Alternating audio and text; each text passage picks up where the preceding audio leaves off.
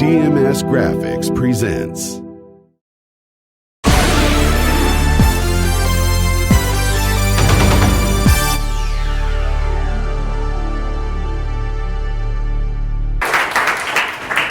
Sheryl's the daughter of civil rights activists and greats Joan and John Cashin. John was a longtime dentist here in Huntsville. Many of you may have known him. She is a product of the Huntsville City Schools. She attended Blossomwood Elementary and graduated from Butler High School. In 1966, Sheryl's family became the first black family on the block in Blossomwood when they moved from Lydia Drive in northwest Huntsville to Owens Drive in Blossomwood. She graduated summa cum laude from Vanderbilt in 1984 with a bachelor's degree in electrical engineering. Not sure how you go to law school with that, but that's that is a tough major. And she obtained a master's in English law with honors from Oxford University in 1986 as a Marshall Scholar. And she obtained her law degree with honors from Harvard University. After Harvard, she was a law clerk for Thurgood Marshall for the United States Supreme Court. She has worked in the Bill Clinton administration as an advisor on urban and economic policy, particularly concentrating on community development in inner city neighborhoods. As a professor of law at Georgetown University, she teaches constitutional law, local government law, property, administrative law, and race and American law. She writes about race relations, government, and inequality in America, as well as housing segregation. She's written 4 books, including The Failures of Integration, How Race and Class Are Undermining the American Dream, which depicts how segregation by race and class is ruining American democracy, and in which she argues that we need a transformation of the ingrained assumption that separation is acceptable in order to solve the riddle of the inequality in America. She's also authored Place Not Race, a new vision of opportunity in America, which makes a fresh argument on bettering of affirmative action. And my favorite book, which I think every Huntsvillian should read, is The Agitator's Daughter, a memoir of 4 generations. Mostly gets that applause in Huntsville. But The Agitator's Daughter, a memoir of 4 generations of one extraordinary African-American family. It's a great history of Huntsville and North Alabama, and it's very personal, poignant, and also has some funny stories in it too. She also wrote Loving, which she's going to speak about tonight, which is a thorough and thoughtful study of the United States Supreme Court decision that overturned the ban on interracial marriage and provides a historical precept for the decision. It was made into last year's critically acclaimed movie of the same name. With the release of Marshall coming out this week, I think she's certainly ahead of the curve in Hollywood. So we'll wait for your next book on maybe the the Justice Marshall. And she's also contributed book chapters, has written journals, articles, and is a frequent radio and TV commentator. She's appeared on National Public Radio's All Things Considered, Fresh Air with Terry Gross, The Diane Rehm Show, The Tavis Smiley Show, the NewsHour with Jim Lair, CNN, BET, ABC News, and numerous other programs. Sheryl lives in Washington, D.C. area and is married to Mark Chambliss, and they have twin boys, 10 years old, who keep them very busy. And it's my great pleasure to introduce Sheryll Cashin. Hello, friends and family. I did not pay Doug to read that very long introduction, but I just feel like crying. I'm so happy to be here. And if I start calling names, I'll get in trouble, but the people who've known me a long time are here. I really appreciate it. I love you. I love you. Love that? My God. Butler High School is in the house. Raise your hand. Butler High School. Ed White. My band to Blossomwood. All right. So, where to start? I teach this case, Loving. How many of you saw the movie? It's a pretty good movie, right?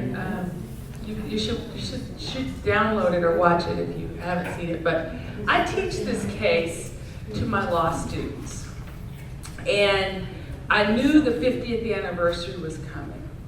And I thought, well, this might be a refreshing way to reflect on where we've been and how we got where we are with race relations. Most people don't know that whiteness as a concept was created through laws that banned white people from marrying non-whites or having sex with non-whites.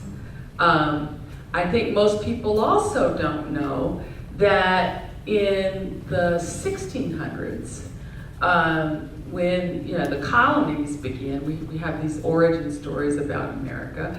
1600s in colonial Virginia, colonial Maryland, some of these original colonies, there wasn't a concept of whiteness. It didn't exist. Race as a concept didn't exist.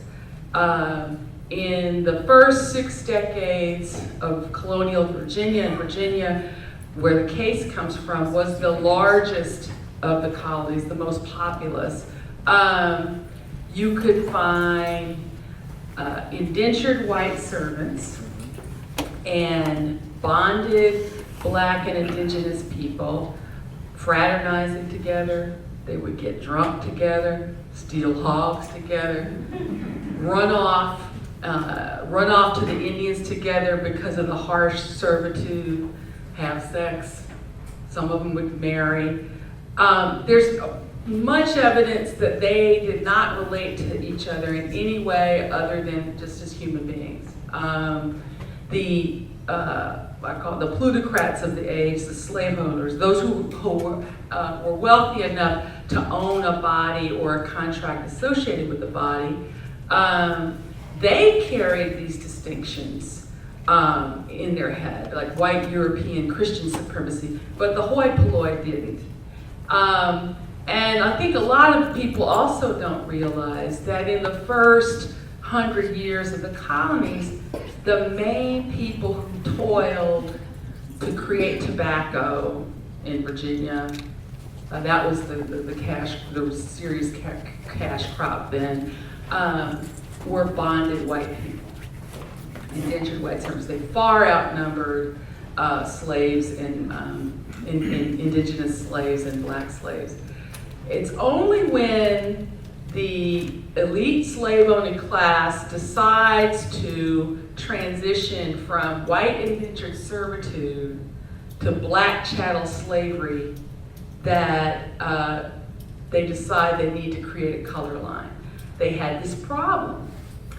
They had this problem of decades of fraternization and allies, and they had actually endured some biracial rebellions. And so the very first comprehensive slave code in Virginia, which set the example for all the other slavery states, included a ban against or penalty for interracial sex or interracial marriage. And that begins in the late 1600s. And for the next 300 years, Virginia doubles down on this color line and polices, does everything it can to prevent whites from marrying Blacks. And one of the main messages of this book is that whiteness as a concept was created to solve a class conflict between wealthy planters and poor white servants. Again, they had a series of rebellions, and the way they quieted down rebellions on the part of former indentured servants was to elevate their status, give them more privileges, and strip Black and indigenous servants, slaves, of privileges they had that they had enjoyed with the indentured class. And one of the privileges was if you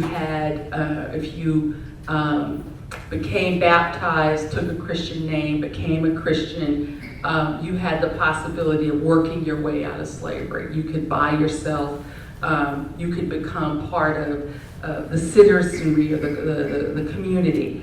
All of that was taken away. And what I try to show in this book is that Whenever you have in American history an assertion or a reassertion of whiteness or white supremacy, there's an economic story there of economic elites trying to divide struggling white folks from people of color. The thing that they most feared, always have most feared, to this day, is that struggling people of all colors would get together and demand more of them, right? And you know, and it's an old story, and I show this. You know, whiteness had a political function, dog whistling to divide and conquer. Old, familiar story. I won't go, you know, somebody came and visited Huntsville. Huntsville was in the news recently. I was like, I wonder if I'm going to get a crowd like that. I'm going to behave.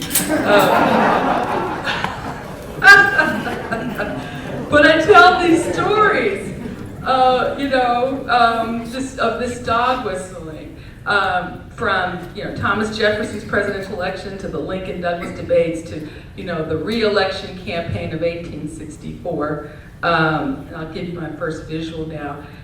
Poor Abraham Lincoln, when he's trying to get re-elected to the presidency in 1864, was subject to some fake news and kind of machinations. The whole word miscegenation was made up. There was a hoax pamphlet. Democrats who were trying to defeat him came up with this hoax pamphlet that was designed to look like the Republican Party was actively promoting race mixing and the not so subtle message, which I'll show you. Let's see if I can get this right. Oh, that went too far. We'll get to that. Yeah, you may not be able to see this, but if you Google miscegenation ball, you'll see this kind of literature. But the threat was that if you vote Republican, your daughter will end or son will end up having sex with a black person. There's some, it spawned a whole literature, miscegenation. If you look very carefully, there's some very vulgar stuff going on in this, but this became the bugaboo. And there's just such an irony that, you know, and I use Thomas Jefferson's example a lot, you know. There's a strong Thurmanness about not just Jefferson, but about America generally. We were schizophrenic in that there's this ideology that said to white people, particularly white people in slave states, that you should not marry, have sex with, play checkers with, be friends with, much less ally in politics with a person of color, right? And yet, you know, you have Thomas Jefferson, who's the author of these beautiful words in the Declaration of Independence that I think, you know, we associate this as a fundamental American value, our self-evident truths about universal human equality. He authors those beautiful words, and yet he also authors some really ugly words, and I quote him at length in the book, in Notes on Virginia, which he's basically trading in white supremacy to justify the institution of slavery, and yet this is a man who fathered 6 children with a woman of color, right? And so I try to show the irony of that. And those of you who knew my dad, you know, he had such a sense of humor, right? There's nothing funny about slaves having sex. I mean, slave owners having sex with their slaves. That's not funny. But I do kind of have this irreverent voice that I bring in telling these stories. And I feature some of this hypocrisy. So at the same time where we have all this racial dogma about white supremacy, from the beginning we had a lot of race mixing, as I've described, and we always had what I call ardent integrators, people who defied lines to love or make alliance with people of color. And I feature some of these folks, quite a few, not just interracial couples, but interracial allies, starting with, Pocahontas and John Rolfe, right? And some of my favorite ones are the radical Republicans. I really love, Reconstruction is one of my favorite eras. I feature folks like Thaddeus Stevens, Frederick Douglass, who were radical Republican abolitionists, freedom fighters, engaged in biracial politics, but also both of them had women of another race as wives, or in Thaddeus Stevens' case, it was a common law wife. Then I also feature some lesser known people. And because I'm here in Alabama, and because I'm a lawyer, I enjoyed speaking today to the Huntsville-Madison County Bar Association, and I'm a member of the Alabama Bar, and I'm proud to be a member of the Alabama Bar.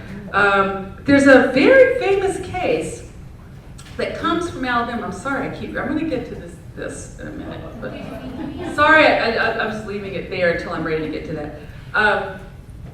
There's a very famous case among scholars of these interracial intimacy called Pace v. Alabama that was decided in the late 1880s, in which it involved a interracial couple from, was it Grove Hill, Douglas?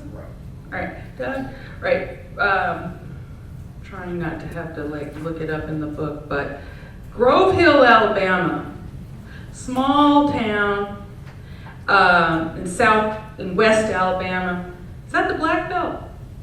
In the Black Belt, right? A place that had been once occupied by the Creek and the Choctaw Indians, but never mind. We won't get into that. But this couple lived in the 1880s. A black man, Tony Pace, and a white woman, Mary Jane Cox, lived as man and wife. They weren't married because it was illegal for them to get married. And this was in an era when there was lynching going on, and trying to show that even in the horrible eras where the ideology of white supremacy is state policy and it's backed by violence, you have people like this. And they end up getting prosecuted and both get 2 years in jail just for living as man and wife in this little town. And Tony Pace, though, was fortunate to have a white lawyer from Mobile who took his case on appeal all the way to the Supreme Court. Took his case on appeal for no fee, which is another example of, late 1880s, there were people who subverted lines. And this case goes all the way to the Supreme Court. The Supreme Court basically says, very similar to Plessy versus Ferguson, well, this doesn't violate the Equal Protection Clause. It's separate but equal in the sense that they both got 2 years. It was fair to both the man and the wife and the woman. And so he loses. And that is the state of the law until the Loving case is decided. Now, I had this slide in here. I'm not going to dwell on this, but I'll just say the ugliness of white supremacy really surges from if those of you who are familiar with Reconstruction, and by the way, if you've read The Agitator's Daughter, you know this, that my great-grandfather, Sheryll Cashin, was a Reconstruction legislator, served in the Alabama legislature. Biracial democracy that worked for the common man in this state. They created public education for the first time in this state. And if you look at the Constitution that they enacted and how it operated, I think it's very fair to say that the common man in this state fared a lot better under that Constitution than the Alabama Constitution of 1901, right? And that is what the supremacists both feared. Tax policy was a lot fairer under the Reconstruction Constitution. And what do they do to try to destroy that kind of reliance? You have and I say this in the Agitated Starter, we had a resurgence in the 1890s of this kind of biracial democracy, especially in North Alabama. You had black people who sat on the city council in the late 1800s in Huntsville and in Morgan County in Decatur. My great-grandfather served on the city council in Decatur. Part of the reason why you had a little bit more biracial participation in North Alabama is this area was much less tied to the whole legacy of slavery, right? But what do they do to kind of fight that late 19th century resurgence of biracial populism? They do this, right? And this is from that infamous film, Birth of a Nation, which is screened in 1912 for Woodrow Wilson. And that film kind of revitalizes the Klan, right? Revitalizes the idea of white supremacy. And in the 20s, 10s and 20s, you also have a surge of ideas of eugenics and purity. And in 1924, Virginia, they'd always had a color line, but they doubled down and made the color line even more rigid. And they passed, I'm getting to Richard and Mildred Loving, they passed a law called the Racial Integrity Act of 1924. And under this act, whiteness was defined as being 100% white. Now, if any of you have taken a DNA test, there are really no thoroughbreds in this country, right? Really no thoroughbreds. Be careful what you wish for if you take the test, right? But so a white person could only marry, under the Racial Integrity Act, someone else who was 100% white. And they had one exception to this that's called the Pocahontas Exception, right? They made an exception for direct descendants of Pocahontas. And it turns out that so Pocahontas married John Rolfe, and they had a son named Thomas Rolfe, and some of the most elite aristocratic families in Virginia descended from him. And so this was actually a point of status. So if you were no more than 1/16 Indian, then you could marry a white person. But other than that, you couldn't marry. It turns out Mildred was mixed race herself. She was part Indian and part black Negro. And she and Richard Loving grew up in this little hamlet called Central Point, Virginia. That is a little farmer's hamlet, a lot of poor people, farmers, farm families. And this place had a history of mixing that went right back to colonial Virginia, right? A lot of nighttime integration in this town. And I say that, it's a joke, my father used to use that phrase, right? But this was true. There's after this case was decided, there was a guy named Simeon Booker, who many of you who read The Jet for years may remember that name. He often would write these little blurbs in Jet magazine, but he had been with Ebony and Jet for years. And he went down and interviewed the couple and interviewed a lot of people in Central Point. And one of the things that came through in the interview was that a lot of white men in Central Point were upset with Richard because he fell in love and wanted to do the honorable thing and marry his black woman. Right, but he said there were quite a few white men who had black women on the side. And he said now they got to cut it all out and either cut it out or come, So Richard Loving really was upsetting the order of things. But anyway, they had a long history of mixing. And, they did what couples did. They got sex. She got pregnant. And he did the honorable thing. He took her to the District of Columbia to marry her, and they came back to Virginia. And within 2-3 weeks of being back in Virginia, they were ripped out of their bed at 2 in the morning by all 3 police officers who, the sheriff and his 2 deputies. And this is all in the movie and everything. And then for 9 years, they fight this battle. And in this case, this is the last, I think, of the sort of great civil rights cases of that era.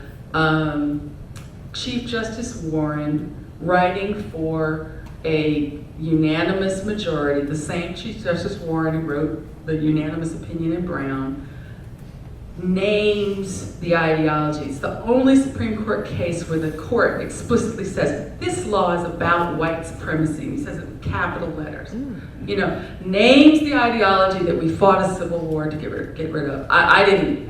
I said that. He didn't say that. And he said it twice.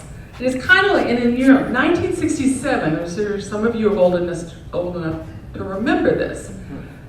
That was one of those long, hot summers. This is June of 1967.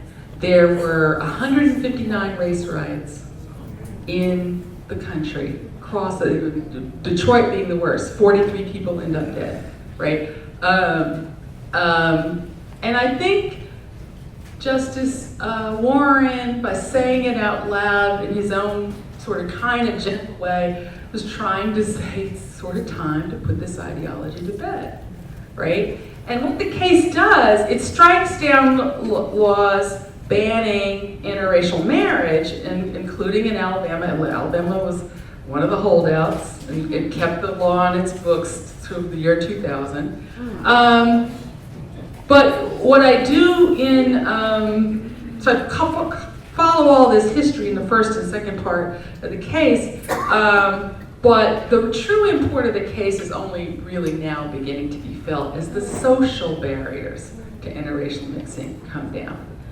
And so in the third part of the book, I describe what has happened since 1950, and I speculate about where we're going with this. And I describe 5 forms of intimacy that are spreading apace, interracial intimacy, that are spreading apace right under our noses. And, I don't know if we've been paying attention, but marriage and cohabitation, dating, adoption, friendship, and a 5th form, which has been documented by social scientists. There's social science that shows that people can develop an affectionate tie with a character in television, or say a black president of the United States, in a way that reduces their prejudice, that raises empathy. More people watch Blackish, more white people watch Blackish than black people. Like 80% of the audience for Blackish is white folks, and so,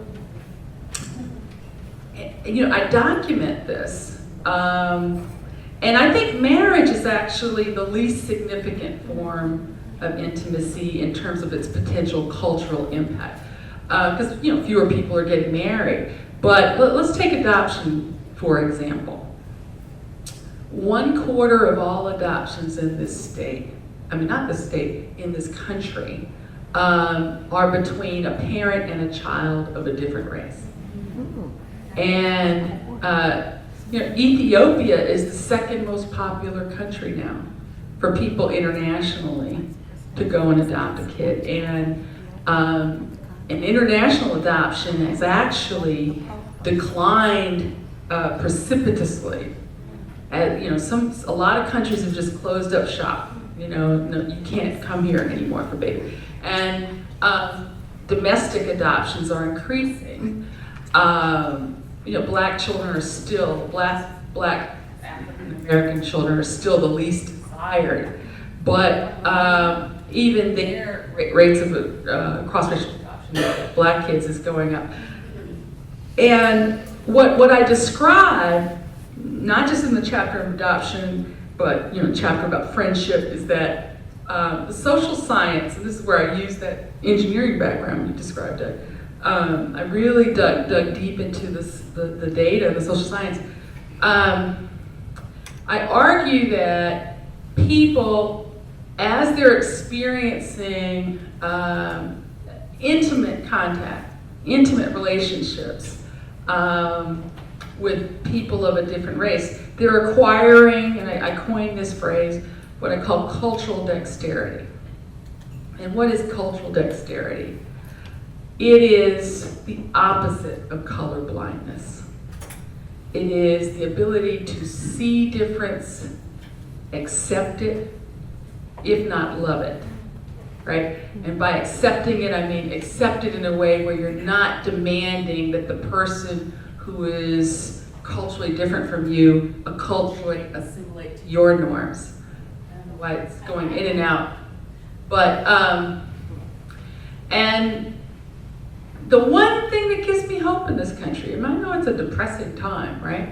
But I don't have much hope of there emerging a unifying class consciousness among the mutually locked out in this country.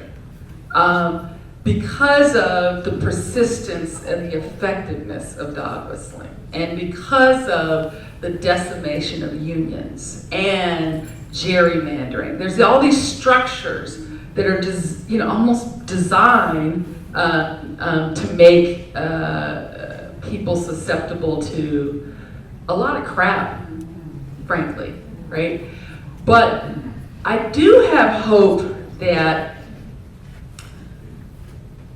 we're going to get to the point where a critical mass of white folks in this country accepts the loss of centrality of whiteness in a way where they're not fearing the future, and accepts it in a way where they're saying, okay, I see that what's happening. You can see it in most cities, right? But I accept the future. I just want to be part of the coalition that fights for fairness, right? And all of the social science and political science shows that what I call culturally dexterous whites, those who sort of come to this place, and most millennials are already there, they tend to poll very similar to people of color. They lean left of center, and that's not saying, I'm not saying it's going to be like a permanent Democratic Party or a permanent, I'm just saying that with each 5-year, 10-year cycle, it's going to get easier to form what a political scientist calls a coalition of the ascendant. And I document in the final chapter, this takes me to my last slide.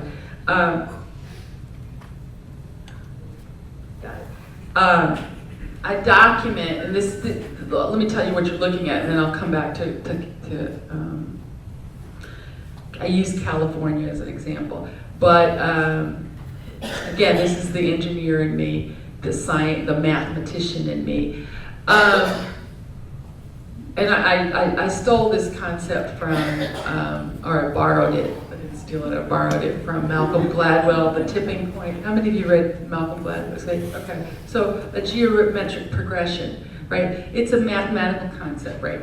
A linear relationship would be mapped like sort of just going up 45 degrees, right, mister? But he's an engineer. Lydia Drive in the house. Thornton Stanley Jr., Mr. To Me, another Vanderbilt grad, chemical engineering, right? Biomed, very impressive. But, and I had a physicist read this book. And she's at an institution in California, and she emailed me, she said, yes. In the early stages of a geometric progression, the changes are barely perceptible. And then it becomes overwhelming, right? And my analogy is to the change in attitudes about same-sex marriage. In a 5-year period, we went from a country where a majority of people didn't support it to a majority of people either supported it or just accepted it. May not be my thing, but those folks, if they want to be married, let them be married, right? Well, you could say that this is going back to the beginning of time, or 1969 when the movement started, but it changed. And if you look at California in the late 90s is where the country is today. It was gridlocked.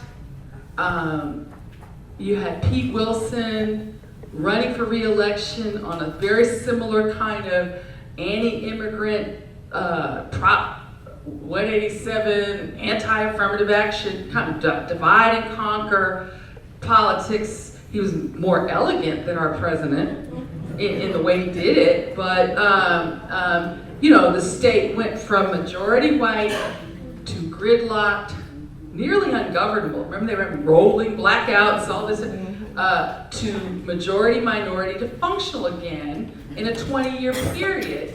And I write about a confluence of forces. One of the forces was, there was rising interracial intimacy in that state, much higher rates of interracial intimacy than the rest of the country. And most people in California knew someone who was dating or married to another person, a person of another race.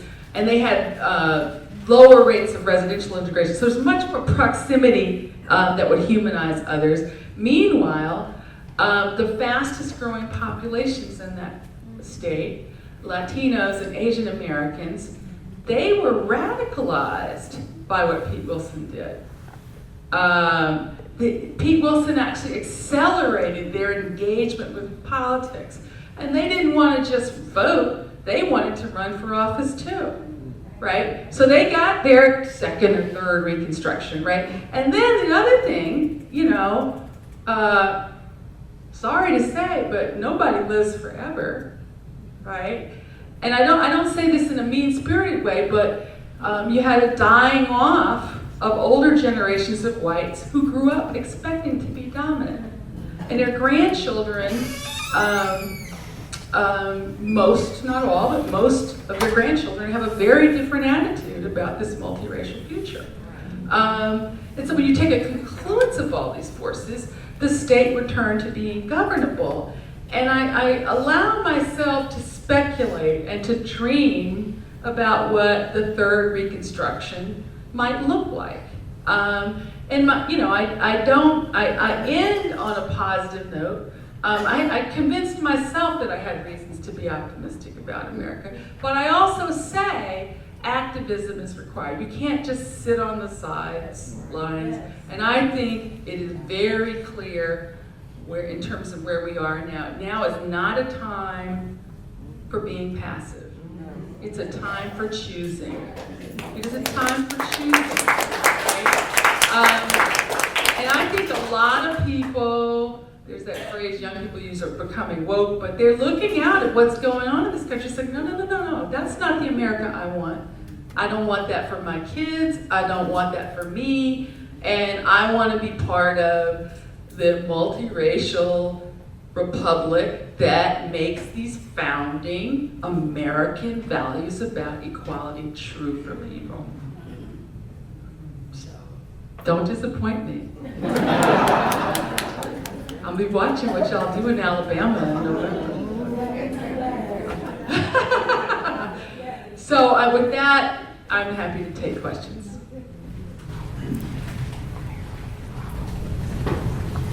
Yes, sir. I think I heard it said that you were a clerk for Justice Marshall.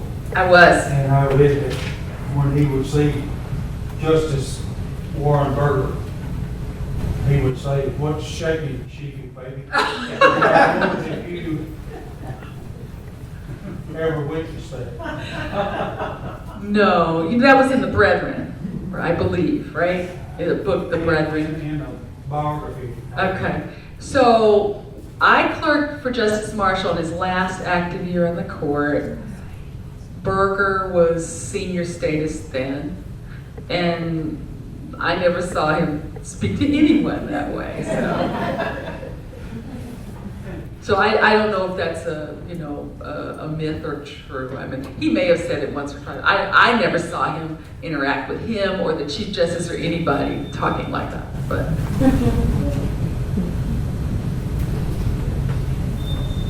yes. Do you feel, as I do, that maybe part of the current white supremacy thing, is kind of a temper tantrum because it's an outgoing idea, and some of the diehards, The tiki torch guys. they're having like a national temper tantrum because they know it's going away. That's my optimistic thought. My intuition is somewhere like that too. Like, not just now. I want to say this is not something to be taken lightly. I receive emails from different civil rights organizations that I'm on a list of, and they were documenting things. There seems to be a real effort to recruit young people. A lot of the stuff that's happening on campuses and stuff, somebody is intentionally stirring this stuff up, right? There are organizations that particularly try to woo young white men with some of the same kind of silly rhetoric about, do you remember what Dylan Roof said? The guy who killed 9 black parishioners? They're raping our women. Yeah, sure did. Remember? Sure. And when he said that sounds so ancient. They are actually using some of the same dogma that was used centuries ago. And, I think it's a tiny, tiny minority of people who actually buy the supremacy, and in these websites and stuff. But it's, this is what Morris Dees does. It's not to be taken lightly, right? But I do agree with you. I think that this resurgence we're having now has a lot to do with a sense of loss of control. Like, I don't recognize this country anymore, and and it's not just a multiracial rejection of multiculturalism. It's also, the whole transgender thing, I don't Take our country back. Right. And I think that there's this sort of gasp of a feeling of loss of power, that animates it. My hope is it's the last gasp. That we're, fighting the last round of the Civil War, right? That's my hope. Yes, sir. What's the largest or most important economic structure or companies that are trying to keep status quo currently? Well, I'm not an economist or an expert on this, so I can't speak to that with any kind of real expertise. All I know is what I read in the New York Times or I listen to on NPR, and I'm labeling myself, right? But just from reading the paper and listening, it does feel like Congress and politicians are captured by corporate interests. They don't want to pay more taxes than they have to, so they, and they can't. They're persons now under Citizens United, and they can spread their money around. And the outcome of much of public policy debates seems to reflect the interests of extremely wealthy people or corporate interests. But there's all these theories out there. You can read Dark Money and these other books that actually point out, where the Koch brothers are funneling their money, and this organization ALEC. There are a lot of structures out there, organizations out there, that are pushing a lot of money into politics. in ways that I think undermine the common good. Certainly the needs and desire and the needs of common people. But I'm not an expert on it. Yes, ma'am. I'll get you an expert. Yes, you. you, yes. I'm concerned about the subliminal white supremacist ideology that's permeated the country through Christianity. And like I'm an illustrator for children's books, and I noticed in a lot of the biblical illustrated books, they paint Prophet Jesus as a white man to say God is white, and that has affected the children.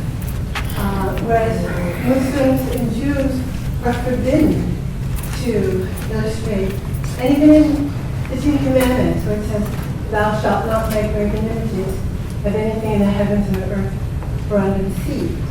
Whereas they violated that, and it gives the impression to children that God is a white man.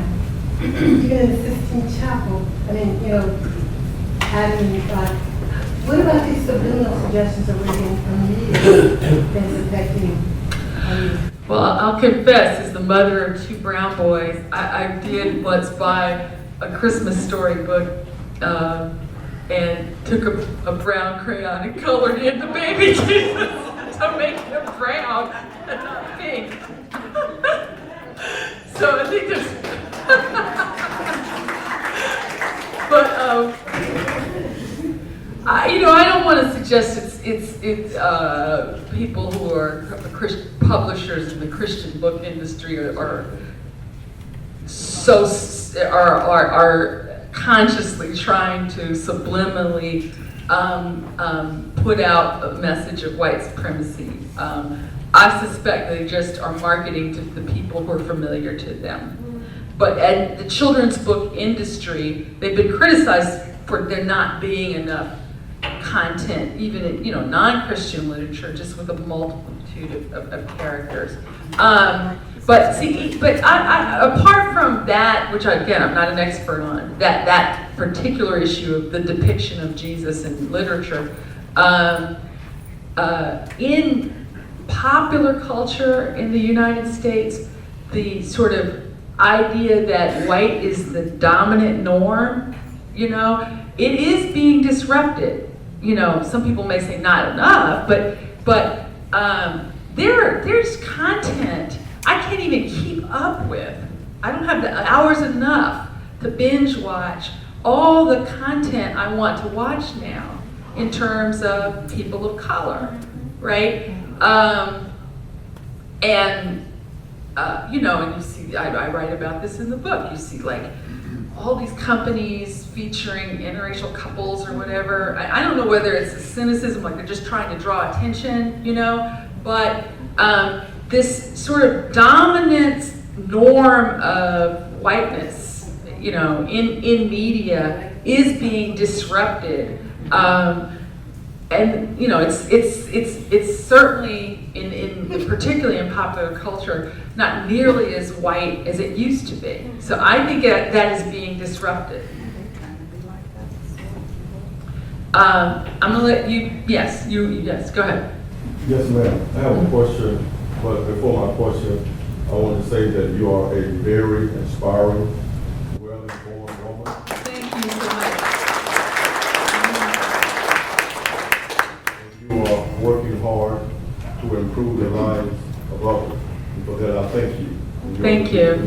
I appreciate it. Now I'm worried about what you're about to say. Now what you going to You should be going. I have a brief comment and then a question. A few years ago, I was watching a documentary on the civil rights movement, specifically dealing with the Montgomery bus boycott. Right. And I found out something that I didn't know, was that it was white women played a role in supporting the Montgomery bus boycott. Because they would drive their housekeepers. Right. Exactly. And my question is, can you speak to the role that white women specifically have played in helping the civil rights movement and helping to heal the racial divide. As someone that failed the first grade due to poor health and poverty, I appreciate your intellect and thoughtfulness. I thought you were going to ask me why so many white women voted for Donald Trump.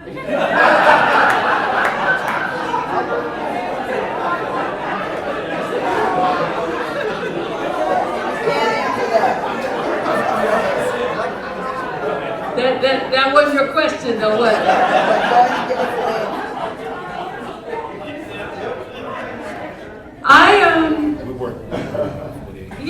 I can't speak with authority on something I haven't studied.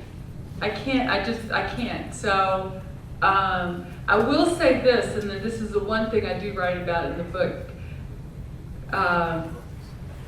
White women, so the slave-owning society was also a patriarchal society, and they were powerless to stop their husbands from doing whatever they wanted with slaves, right? Women are still not in charge, but I don't have any specific information about that. So I'm not going to speak about something I don't really know that much about. Let's get some from this side. Yeah, yes, I'll get you next. Yes. What kind of ulterior motives do you see people that are involved in hate speech actually having nowadays? I know like 15, 20 years ago, when I was in a communications program in college, I had the opportunity to interview some people that were involved in such kinds of speech, like Fred Phelps or Pete Peters, and find out what kind of their alternative motives were. And I found that Fred Phelps had an ulterior motive of trying to change our freedom of assembly laws, and that Pete Peters had active intentions on changing how hate crimes legislation could go into effect. What kind of ulterior motives do you see in hate speech today? Well, I'm not an expert on hate speech today. I think a lot of it is about power and trying to hold on to power. And I think it's just that simple. And I also think it's very hard to resist engaging in this for votes or ratings. It's just very hard to resist. And it in some ways, particularly with gerrymandering, it may be easier to just throw out that cheap politics. Let's build a wall. If you're aiming for voters who live in very gerrymandered circumstances and aren't encountering a lot of people who are different, it's just so cheap and easy. Much harder than trying to build bridges. So that's all I could say about that. Yeah, you had a question? Yes, I do. From your perspective, and maybe even looking forward to the framework, what is your take on the taking a knee on the national anthem, and where do you see that going? So, to repeat your question, what's my take on taking a knee on the national anthem, and where do I see that going? So let me say, the First Amendment is about freedom of speech, right? If you think about it, what is more, what's the word I wanted to use? Sort of a humble protest, a humble honorific protest of kneeling while the national anthem is going, versus, I'm kind of old, Second Amendment. There are people who show up in public places armed, in this menacing way, and yet the same impulse to say, play football, be a gladiator, win for me, but don't have an opinion. You know, but don't have an opinion. You know, I think people are picking and choosing what parts of the Constitution they want to honor. And it's hypocritical. It is really hypocritical. And that's all I have to say about that. Yes. I have a question about the Lovings. They're children. It seemed in the movie they seemed somewhat protected from what all was going on, the turmoil, and I was just wondering if you interacted with them and how their lives had turned out. So they had 3 children. Only one of them survives, and that's their daughter, Peggy. She was their youngest. You know, I don't want to tell everything in the book. I don't want to tell everything. There's some little surprises in the book about the children. And you have to read, you know, I will be in the back selling and signing books. But I'm my father's child. But, you know, as far as I can tell, after they won the case, they went back to Virginia, raised their children quietly, and I think the children were very insulated from all of it. Peggy has become kind of a spokesperson, though, with every anniversary and things like that. What's really interesting, though, is that both Mildred, and this is in the book too, both Mildred and Peggy later in life, I think Peggy they really kind of distanced themselves from being black, and both claimed that they were full Rappahannock Indian, and I talk about that too. It's very complicated, but you know, I think that was part of also the supremacy regime, and I talk about that. It's sad that even within the Loving family, and they experienced this discrimination, they distanced themselves later from blackness. And I that isn't in the movie. I bring that out. It's very complicated. Yes, sir. Yes, ma'am. Question for you. I was wondering, what do you think about the issues pertaining to gerrymandering, like you mentioned before? Also, that it's creating and polarizing the divide, especially in the South, and with unions not being allowed in southern states, you know, by this, you know, their Supreme Court or by their Constitution. Is there anything that we can do to maybe bring that along, you know, to create more of a, let's say, stronger society with, you know, that's biracial, not biracial, but you know, multiracial, right? Multiracial. So there is a Supreme Court case that was argued last week about political gerrymandering. Right. That case could be groundbreaking. And it all comes down to Anthony Kennedy, right? If Anthony Kennedy writes an opinion that gives lower courts a standard for deciding which political gerrymanders violate the Constitution, violate one man, one vote, and which don't, then people who don't like the status quo will have a tool and can file a lawsuit in every state. Reynolds versus Sims came from this state, right? Chuck Morgan, right?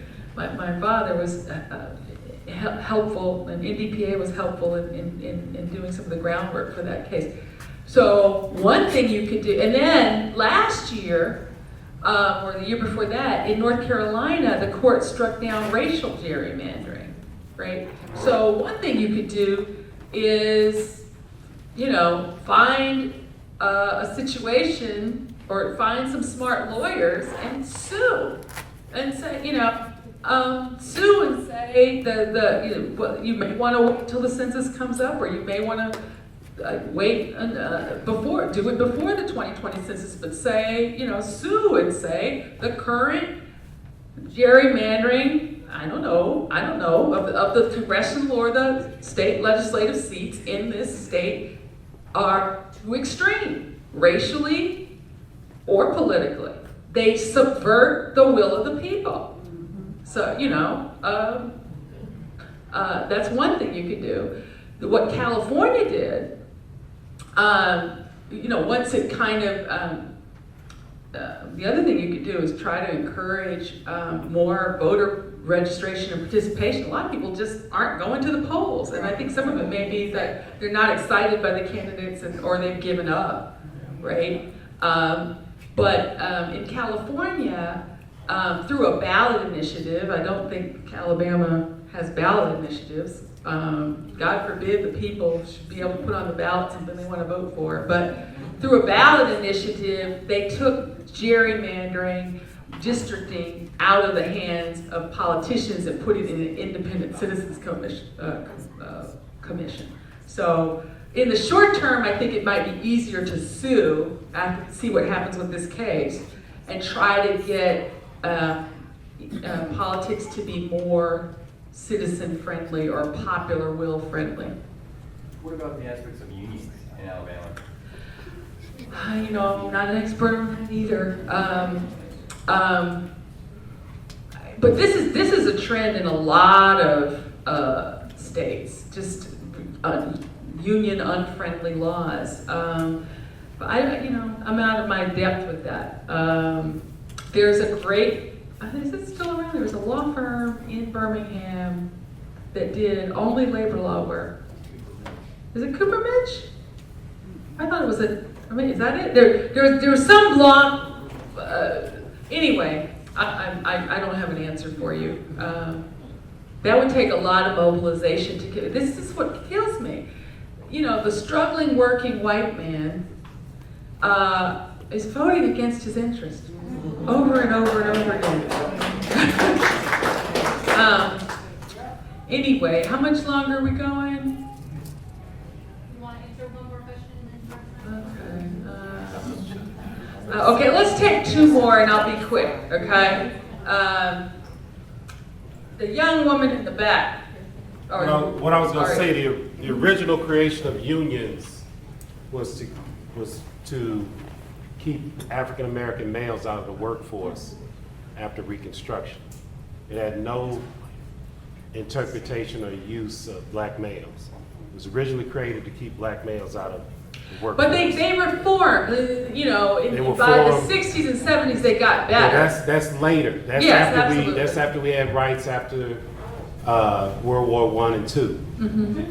But the trades in 1970 in New York City and most other cities, all trades were taken out of the normal school system so black males would not get any skills, so they couldn't feed their families.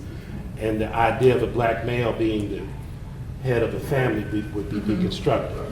So to think that unions have something as a benefit to a black male currently in Alabama, in a city in which the previous mayor sent a group to Michigan so they wouldn't bring auto workers to the city to create equal pay, is absurd. This state is set up with no idea of the use of a black man.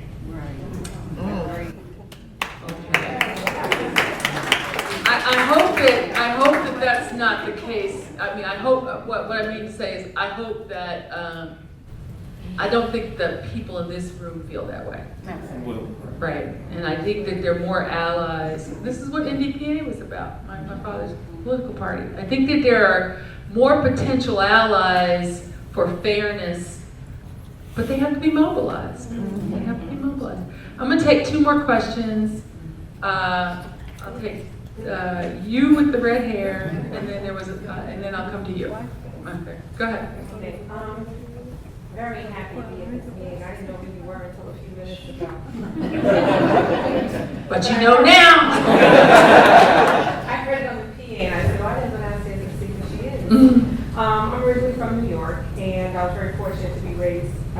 My parents found all black schools. I went to black schools from elementary school until I went to college. So my understanding of education is a little different from what I learned from people with the public school. I said that to say this, the group of children of the next generation that we're talking about, where are they getting their education to be more integrated and less tolerant of racism? Is it from education in schools, or is it from social media? I had the great benefit of going to public school for 12 years at Huntsville when it was making good on Brown. Yes. I was there, the heyday of integration, and so I don't know where young people are getting their education, but I do know that whether they're being educated or not, in opinion polls, they are much better than their grandparents. Okay, and particularly when it comes, 60% of people under 30 agree with the Black Lives Matter movement's critique of law enforcement. Okay, so part of my message is that not all, particularly not all white youth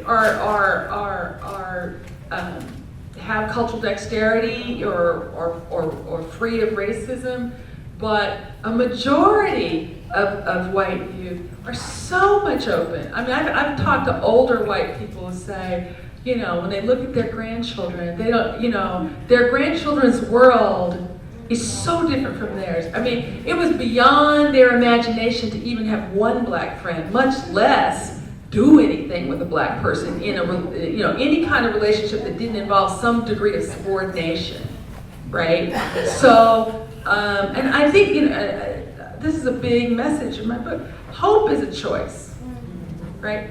The forces of darkness in this country want you to be beaten down, depressed, think that there's nothing better, right? And so I chose to be hopeful. I mean, I had to convince myself that I had reason to, but I think you have to dare to imagine the city you want, the schools and spaces you want, the country you want, and have some sense of how it can happen, just to get up out of the bed in the morning and go work for it, right?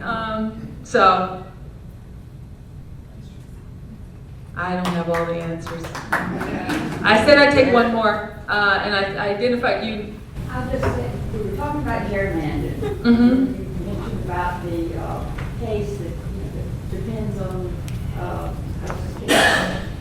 with the rate that the present Board number 45 is filling with people that are not rational. What can we expect? And that touches on my question. That was, sorry, I went. Bogart, go ahead. Supreme Court nominee did not get a hearing in the Senate. Your thoughts on that? It was despicable. Utterly despicable. Right? And it would be funny if it weren't so tragic, right? Trump, he cut his teeth in politics with that birtherism about Obama. Obama seems to drive him to distraction. He just trying to erase. If Obama did it, it has to be gotten rid of. But that was the success of, unfortunately, of a lot of his politics. But I digress. I want to answer your question. So the good news is, if the Supreme Court, they've already given us a standard for striking down racial gerrymandering. If they give us a standard for striking down political gerrymandering, lower courts are supposed to follow it, right? And if you lose, you just file another case somewhere else. But this was kind of how the same-sex marriage movement went. They had a state-by-state strategy, and they just started filing lawsuits. And they also, at the same time they filed lawsuits, they spent a lot of time talking to people and trying to humanize their movement, and did a lot of public education. So I think you need both, right? And yes, you're going to get some judges who rule the wrong way or whatever, but you just have to keep fighting. And this is the agitator's creed, and it's the reality. You never get to stop fighting for the country you want.